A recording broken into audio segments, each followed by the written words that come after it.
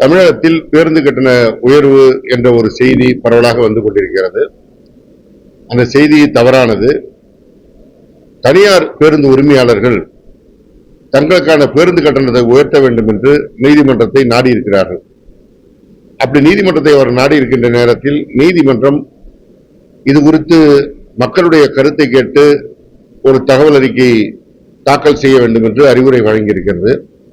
அந்த அடிப்படையில் மக்களுடைய கருத்து கேட்பு நடக்கும் என்று அறிவிக்கப்பட்டிருக்கிறது.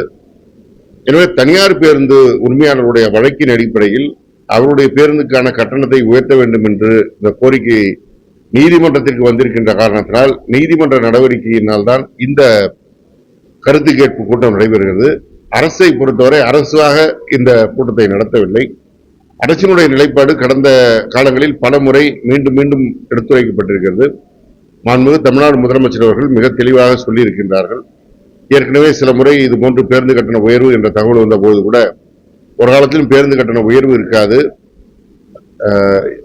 நம்முடைய தமிழக போக்குவரத்து துறைக்கு கடும் நெருக்கடிகள் இருந்தாலும் பொருளாதார சிக்கல் இருந்தாலும் ஒன்றிய அரசு டீசல் விலையை பலமுறை கூட்டியிருந்தாலும் அதனை ஒட்டி பேருந்து கட்டண உயர்வா இருக்காது என்று அறிவித்திருக்கிறார்கள். இன்றைக்கு உலக அளவிலே டீசல் பெட்ரோல் விலை குறைந்திருந்தாலும் நம்முடைய இந்தியாவை பொறுத்தவரை ஒன்றிய அரசு டீசல் பெட்ரோல் விலையை குறைக்கவில்லை. இருந்தாலும் அந்த பாதிப்பு பொதுமக்கள் மீது விழக்கூடாது, அந்த சுமை பொதுமக்கள் மீது ஏறக்கூடாது என்றுதான் மாண்புமிகு தமிழ்நாடு முதலமைச்சர் அவர்கள் அரசு பேருந்து கட்டணம் உயர்வு இருக்காது என்று ஏற்கனவே பலமுறை தெளிவுபடுத்த சொல்லியிருக்கிறார்கள். நாங்களும் தெளிவுபடுத்தியிருக்கிறோம். மீண்டும் அதையேதான் சொல்ல வலியுறுத்த விரும்புகிறேன்.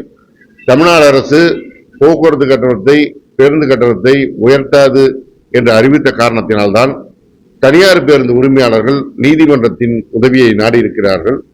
அங்கே அவர்களுடைய வழக்கின் அடிப்படையில் மக்களுடைய கருத்தை கேட்க சொல்லி நீதிமன்றம் அந்த அறிவுரையை வழங்கியிருக்கிறது. எனவே அந்த அடிப்படையில் தான் இந்த கருத்து கேட்பு கூட்டம் என்பதை ஒழிய தமிழ்நாடு அரசுடைய நிலைப்பாட்டில் என்றைக்கும் எந்த மாறுபாடும் இருக்காது.